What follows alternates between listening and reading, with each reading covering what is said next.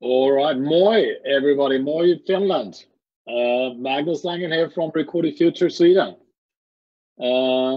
Great to get opportunity to have a talk in your HelSec event here, digital. Next time I hope to be able to make it physical, if it's going to be physical next time. Yeah, we are all vulnerable. A tale of two databases, a Panda and someone who was listening. What can that mean? Yeah, just before I go deep dive into the presentation, I just talk just very briefly about Recorded Future. So it's a little bit of, so you understand the background to where we get this data from this research I'm going to present here. Recorded Future is actually the world's largest cyber threat intelligence company, providing threat intelligence. We're Swedish American. We're based in Göteborg, here where I sit, and in Boston primarily. And what we do is that we collect a huge amount of information from open, deep, and dark web, more than anybody else. We are doing this with machines and then machine learning, and then we sync all this up. So we are in over 1,500 hacker forums, all Russian high-end forums. We are in Chinese, Iranian forums.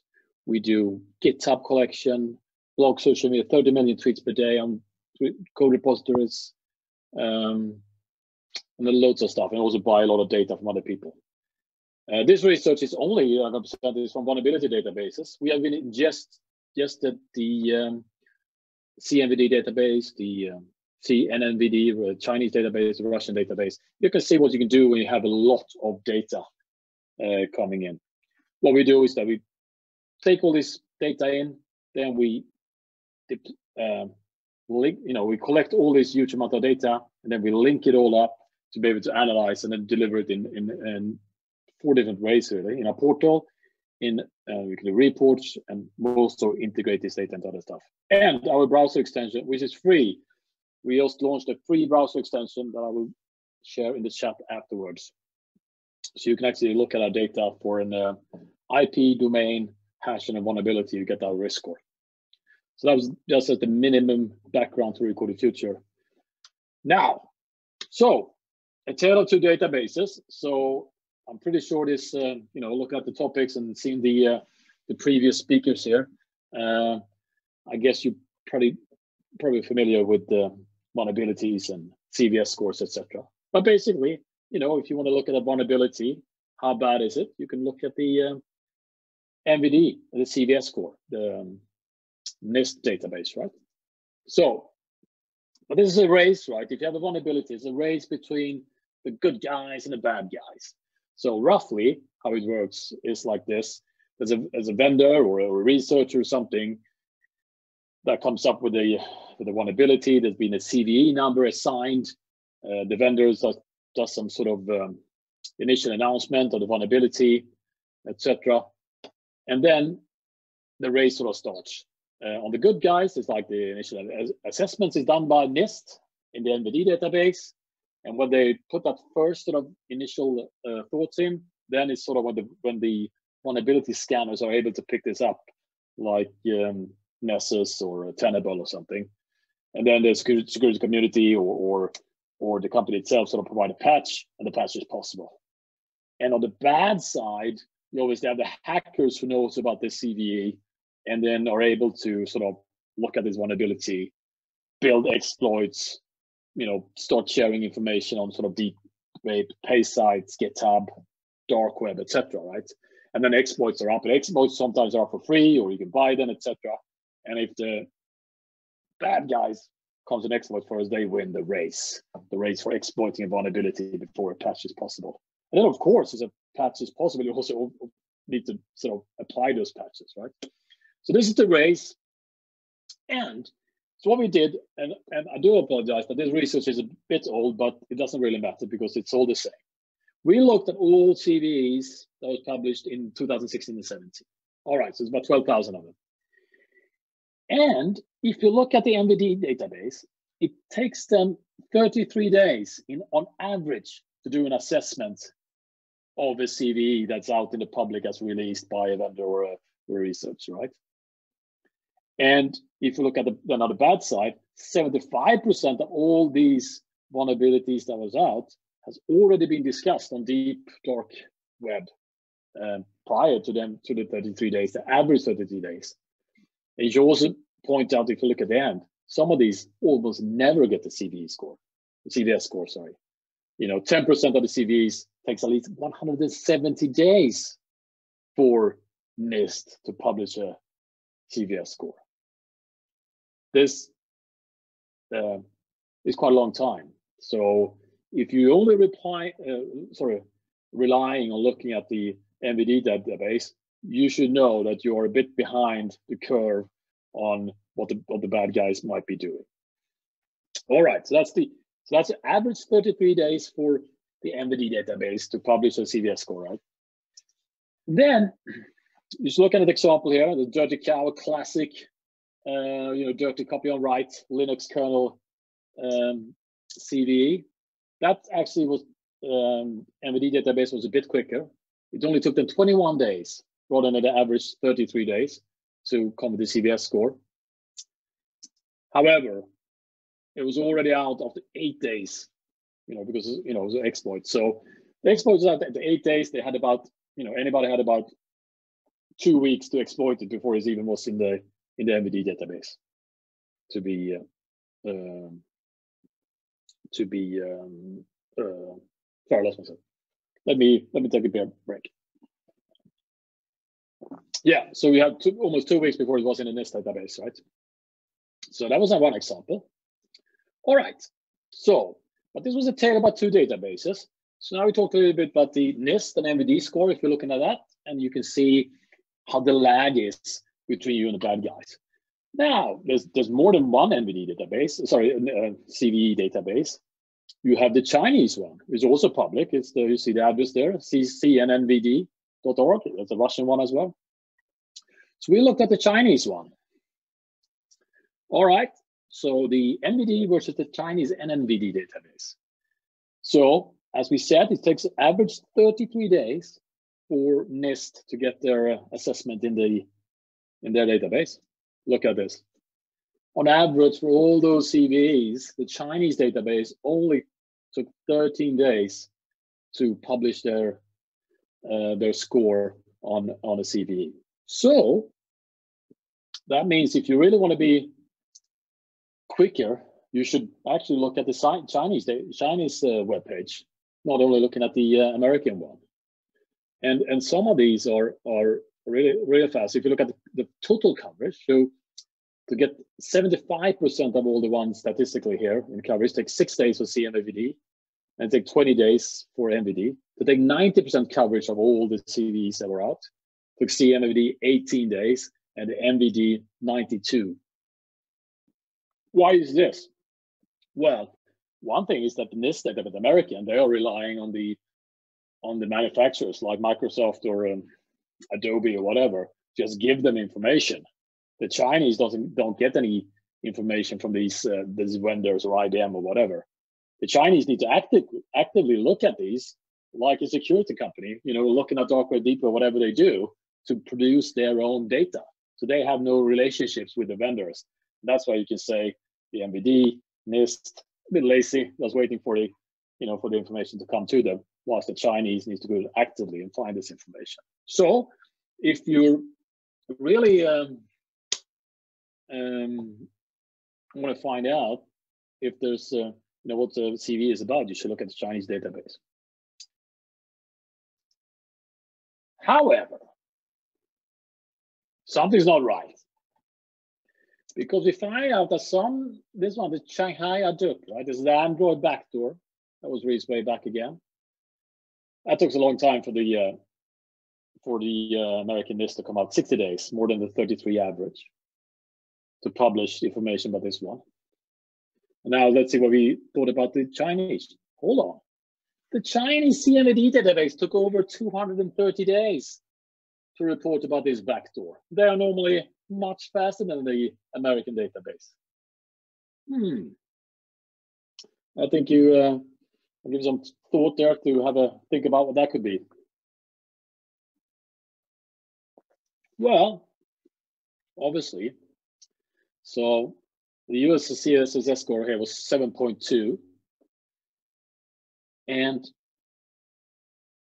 it seems like the Chinese government themselves are being using this Android backdoor. Could that be a relationship to why it's so not being reported? That's another example here.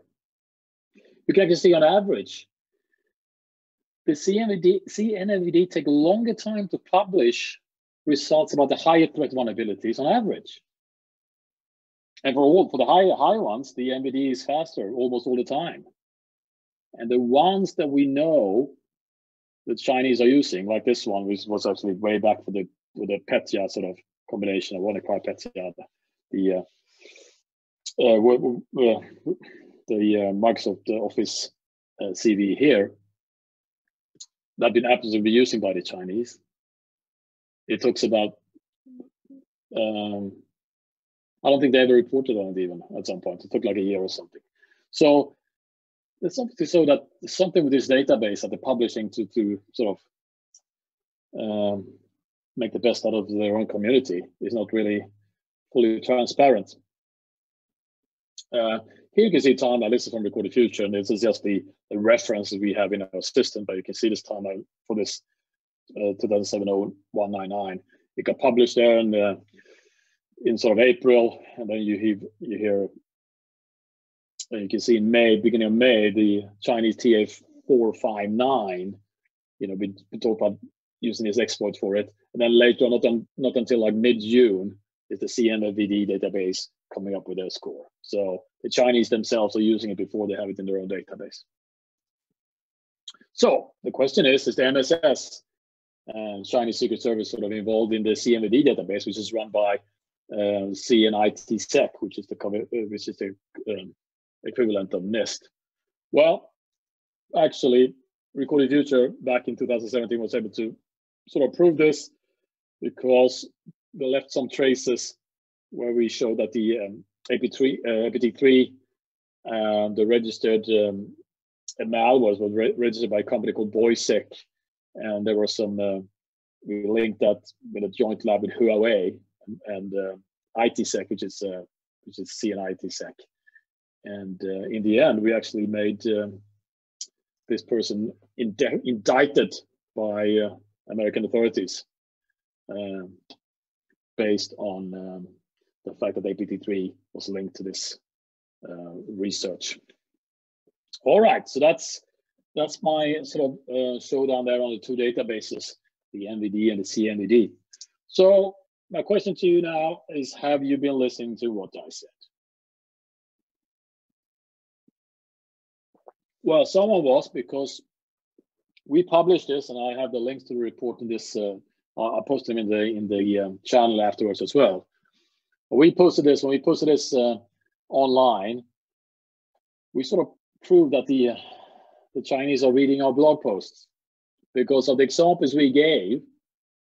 They went in and actively backdated those CVEs, and when they found them in their own database. So you can see there, this one 0199 again. Originally in a research that said 2007, beginning of June. They backdated it to April afterwards, like they found it in April. So or researching in April. So they're obviously reading our research. So my conclusion here is that you need to look at deep and dark web monitoring of the activity to know how bad a vulnerability is. And that's a whole topic in itself, that you cannot only look at the CVS score, because CVS score is also a theoretical value of how exploitable something is. And you really need to know if there's exploits out or there's proof of concept, etc. on the web, and that makes it obviously more weaponized and more bigger threat to you. Second point is the magic can be done with the threat intel data if you link it all together. And Chinese are, probably to not surprise, they also run several APT actors. They also run the CNNVD, and they cherry pick the CNNVD for vulnerability targeting. So actually, in Recorded Future, for instance, if there's a vulnerability that's been reported by NVD and not by CNNVD, that increases our risk score for those vulnerabilities. And if you are a company or person that's specifically worried about being hacked by Chinese state, that's an indicator you can use what vulnerabilities you really should be aware of. And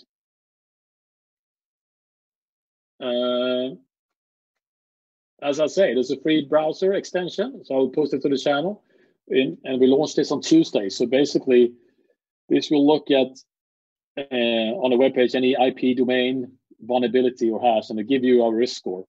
So here you can see this one here, the CV 2019-1292. We say is 99 out of 100 how bad it is, and we just give you a subset of the rules why we haven't given this score. More tips, I'll post them as well. There's a Cyber Daily Newscast, Sally Daily newsletter we send out, free email. We have a podcast. We also have a threat intel handbook if you have some managers there that needs to get the fundamentals out of threat intelligence. I'll post all these links to the channel just after this chat. And here's the references I can post as well. These are the references to research if you're going to want to go through them in detail. And that was the end of my talk for now. And I'm looking forward to questions. I see there's a lot of questions coming up here in the chat. So let's go ahead. And thank you. All right, then. Thank you very much, Magnus. Mm-hmm. The first question is about your drink. What are you drinking? I'm drinking an IPA, a West Coast, a local Gothenburgian beer from Stigbergets. It's local beer, okay? Because someone was asking, was it Pirkka Olut, which is like Finnish, like really low level, like low price level beer. So it wasn't. It's a local beer, so it's a good one. So does the browser extension gather data from its users? And if so, what? Yes, it does. So that is the trade-off you have to give when you buy the free one. So what is the data? What is the data? So it would be the indicators that you'll be researching that be anonymously collected in a major pool of indicators. Yeah, to be honest, I as we came for this topic, I'm really interested. Is it really anonymous that you are not collecting anything from the user? You are just collecting the like, for example, if I want to check some IOC with your tool, does it collect any like data you could like come back to me with the result? For example, if we talk about the really like targeted attack, and I'm looking for some IOCs with your browser plugin, can you come up with the idea that it was this company that was looking for the data? No, that's not what works. I mean, I'm happy for you to look at the webpage, but that's not what we want to do now. All right. Or we want to collect on a broader pool what people are looking at worldwide and see if that's an indication. But we absolutely not should look at all right. who was doing it. All right. So does MSS cherry pick CNNVD for exploiting, or is CNNVD cherry picking MSS for publication? So this is kind of hard question. But did you get it? Did I get that question? Does MSS cherry pick? Who's told? Yeah. Well, I don't know.